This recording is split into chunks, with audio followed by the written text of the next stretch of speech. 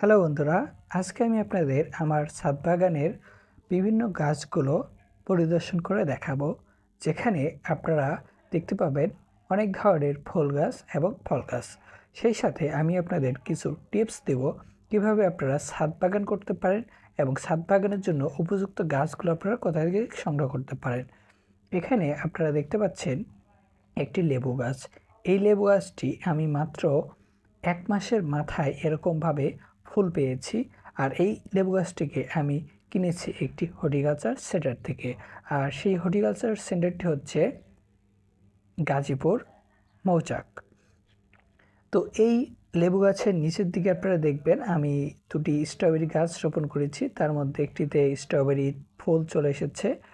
আর এদিকে আপনারা নিচের দিকে দেখতে পাচ্ছেন একটি ফুলের গাছ রয়েছে, অনেক সুন্দর লাল ফুল ধরে আছে, তার উপরের দিকে কিন্তু লেবুর সাদা ফুল। এইদিকে আরও একটি বস্তার মধ্যে রয়েছে স্ট্রবেরি, আর এই বস্তাটিতে রোপণ করা হয়েছে একটি সফেদা গাছ, এবং এটিও কিন্তু কলম সফেদা গাছ। আর এটিকেও আমি গাজীপুর মৌচাক থেকে হর্টিকালচার সেন্টার থেকে সংগ্রহ করেছি। আর এই পাশে আরও একটি বস্তার মধ্যে রয়েছে একটি লিচু গাছ, এটিও কলমের একটি লিচু গাছ। তো এটাকেও আমি রোপণ করার ২ মাসের মাথায় দেখেন এই যে ছোট ছোট ফুল চলে এসেছে এবছরেই। তো যেহেতু এগুলো কলমের চারা, তাই খুব দ্রুত ফুল এবং ফল দিতে শুরু করে। এখন আপনারা দেখতে পাচ্ছেন আমার একটি স্ট্রবেরি ছোট্ট একটি বাগান। এখানে আমি নিচের দিকে পলিথিন দিয়ে, ৪ সাইড দিয়ে ইট দিয়ে, দেন তার ভিতরে মাটি দিয়ে আমি এখানে অনেকগুলো স্ট্রবেরি গাছ রোপণ করেছি। তো মূলত এখানে কয়েকটি স্ট্রবেরি গাছ রোপণ করার পরে সেইগুলো থেকে নতুন নতুন কুশি বের হয়ে বা শাখা প্রশাখা বের হয়ে এখানে আরও অনেক গাছ হয়ে গেছে, অনেক ফুল ধরেছে। তো এভাবে এই পাশে আমি চলে আসলাম। এখানে আপনারা দেখতে পাচ্ছেন আর একটি ড্রাম, হাফ ড্রাম রয়েছে, এবং এই হাফ ড্রামের মধ্যে নিচের দিকে অনেক স্ট্রবেরি গাছ এবং ছোটো ছোটো কিছু গাছ রয়েছে। আর এই হাফ ড্রামের মধ্যে আমার মূল যে গাছটি সেটি হচ্ছে আমের গাছ। এখানে দেখতে পাচ্ছেন আম গাছটিতে একদম পরিপূর্ণ মুকুল ধরেছে। আর এই আম গাছটিকে আমি কিনেছিলাম একটি নার্সারি থেকে। তো এই নার্সারিটিকে আমি যখন ক্রয় করতে যাই তখন আমাকে বলা হয় হচ্ছে এটি ১২ মাসি কাটিমন আমের গাছ। এখানে আম ধরেছিল অলরেডি, ছোটো ছোটো আম ছিল। তো যাই হোক, পরবর্তীতে এই আমগুলো যখন পরিপক্ক হয় পাকার আগেই আমি এটাকে খেয়ে ফেলি, খুবই টক ছিল। তো এই পাশে আপনারা দেখতে পাচ্ছেন ছোট্ট একটি কদবেলের গাছ, যেটার সবগুলো পাতা ঝরে যে নতুন পাতা বের হওয়াতে শুরু করেছে, ছোটো ছোটো কুশি বের হয়েছে। তো ওই গাছটিকেও আমি হর্টিকালচার সেন্টার থেকে ক্রয় করেছিলাম। আর এই আম গাছের পাশেই রয়েছে মালবেরি গাছ। এই মালবেরি গাছটি আমি একজন ভাইয়ের কাছ থেকে ২টা মালবেরি গাছ সংগ্রহ করেছিলাম। আর এই মালবেরিটিকে আমি একটি পার্টির মধ্যে রোপণ করেছি। এখানে অনেকগুলো মালবেরি ধরেছে। তো আসলে মালবেরিগুলো পাকার আগেই পাখিরা খেয়ে ফেলে, নিচের দিকে ঝরে পড়ে যায়। তো ওইভাবে আসলে খাওয়া হয় না, কিন্তু আসলে এই মালবেরি ফলটাকে আমার দেখতে অনেক ভালো লাগে এবং সারা বছর ফল ধরে থাকে। এরপরে দেখেন এই যেখানে স্ট্রবেরি ধরে আছে, একটি আধা পাকা হয়ে আছে। এদিকে আসলে স্ট্রবেরি গাছগুলো উপরে একটু নোংরা লেগে আছে, মূলত কিছুক্ষণ আগে আমি ট্যাঙ্কি পরিষ্কার করেছিলাম। তো সেখানকার যে আয়রনগুলো এগুলো এই সাইডে ফেলানোর ফলে এর উপর দিক দিয়ে, মানে এই স্ট্রবেরি গাছের পাতাগুলোর দিকে অনেক আয়রন পড়ে স্ট্রবেরি গাছ একদম নোংরা হয়ে গেছে। তো এই পাশে আপনারা দেখতে পাচ্ছেন আমি অনেকগুলো ছোটো ছোটো ব্যাগের মধ্যে, ছোটো ছোটো পলিথিন ব্যাগের ভিতরে আমি এই স্ট্রবেরি গাছগুলো রোপণ করেছি। তো এর ফলে যেটা হয়েছে, আমার স্ট্রবেরিগুলো অনেক বড় বড় হচ্ছিল।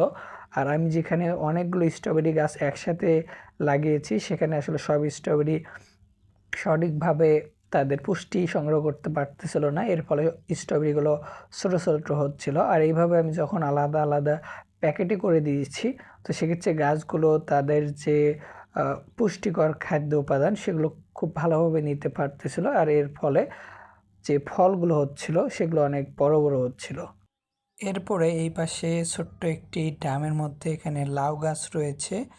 আর এই পাশে আরও একটি চারি রয়েছে, এবং এই চারির ভেতরে কিছু ড্রাগনের গাছ রোপণ করা রয়েছে, যা ড্রাগনের ডালগুলো এরকম ছড়িয়ে ছিটিয়ে রয়েছে। দেন এই পাশে আরও একটি হাফ ড্রাম রয়েছে। এই হাফ ড্রামের ভেতরে আমার একটি বড়ই গাছ ছিল, সেটাকে আমি কেটে ফেলেছি। আর এখানে মরিচ গাছ রয়েছে, মরিচের ফুল ধরেছে। আর এখানেও রয়েছে আর একটি কদবেল গাছ, যেটি একদম পাতা ঝরে গিয়েছে। এই পাশে আপনারা দেখতে পাচ্ছেন এটি আমার একটি অত্যন্ত প্রিয় একটি গাছ। এটি হচ্ছে গন্ধরাজ ফুলের গাছ। আর এই গন্ধরাজ ফুলের গাছের থেকে যখন ফুল ফোটে তখন আমার পুরো ছাদ একদম সুঘ্রাণে মো মো করে। দেন এই পাশে আরও একটি আমের গাছ দেখতে পাচ্ছেন, অনেক বড় একটি আমের গাছ, আমার ছাদের সর্বপ্রথম আম গাছ এইটি।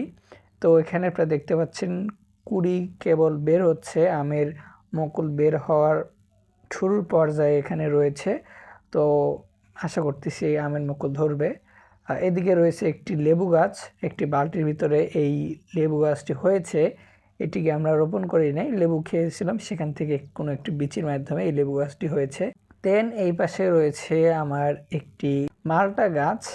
তো এটিকে আমি একটি নার্সারি থেকে ক্রয় করেছিলাম 600 টাকা দিয়ে, সম্ভবত না দুঃখিত 350 টাকা দিয়ে আমি এটিকে ক্রয় করেছিলাম। তো এই গাছটি এখন একটি হাফ ড্রামের মধ্যে রয়েছে। তো এই হাফ ড্রামের মধ্যে থাকা অবস্থাটা দেখতে পাচ্ছেন কি পরিমাণ ফুল চলে এসেছে একদম নিচ থেকে উপর পর্যন্ত। দেন এই পাশে রয়েছে একটি জাম গাছ। এই জাম গাছটি আমি রোপণ করেছি প্রায় 2 মাস হয়ে গেছে। আর 2 মাসের মাথায় দেখেন এরকম অনেক পাতা চলে এসেছে। আর এই গাছটিকে আমি সংগ্রহ করেছিলাম একটি হর্টিকালচার সেন্টার থেকে। দেন এই পাশে একটি হাফ ড্রামের মধ্যে রয়েছে আমার একটি আমের গাছ। এইটা অনেক সুস্বাদু একটি আম, এটি হচ্ছে 12 মাসি কাটিমন আম, বছরে 3 বার ফল দেয়। এই গাছের আম যখন পাকে তখন একদম হলুদ বর্ণ ধারণ করে, এত সুন্দর দেখতে যা বলার ভাষায় রাখে না। এই আমের মিষ্টতার পরিমাণ অনেক বেশি এবং খেতে অনেক সুস্বাদু, সেই সাথে এর আটির অংশটা অনেক চিকন, যার ফলে এর যে শাঁসালো অংশ সেটা অনেক বেশি এবং অনেক রসালো একটি আম এটি। আর এই আম গাছটিকে আমি আমাদের সিরাজগঞ্জ জেলার হর্টিকালচার সেন্টার থেকে সংগ্রহ করেছিলাম মাত্র 60 টাকা দিয়ে। দেন নিচের দিকে রয়েছে অনেকগুলো স্ট্রবেরি গাছ, সেই সাথে কিছু ড্রাগনের গাছ রয়েছে। তো আশা করতেছি এবছর আমি ড্রাগনের গাছ থেকে বেশ ড্রাগনের ফল পাবো। তো ছাদ বাগানের জন্য উপযুক্ত গাছ হচ্ছে ভালো জাতের কলমের গাছগুলো।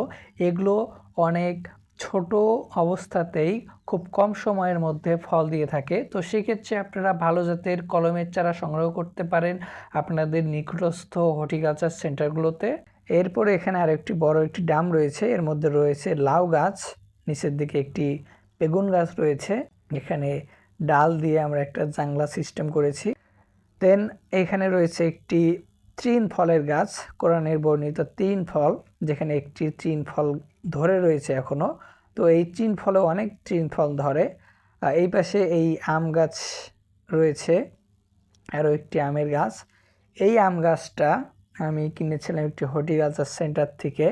এই আম গাছের সম্পূর্ণ গাছে একদম মুকুলে পরিপূর্ণ হয়ে গেছে।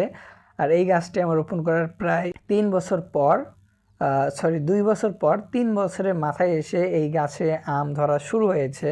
আর এই আম গাছটির সাথে এখানে একটি বড়ই গাছ রয়েছে। তো এই বড়ই গাছটি বড়ইয়ের ফলগুলো অনেক তিতা, যার কারণে আমরা এই বড়ই গাছটিকে একদম ন্যাংটা করে দিয়েছি।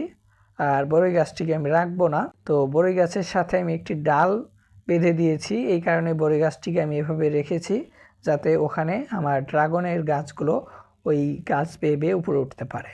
দেন এখানে আমি একটি লেদারের মধ্যে, আমার আম্মুর একটি লেদার ছিল, সেই লেদারের ভেতরে স্ট্রবেরি গাছ লাগিয়েছিলাম। এখানে পুরো লেদার দিয়ে স্ট্রবেরি ভরে গেছে, স্ট্রবেরি গাছ দিয়ে ভরে গেছে।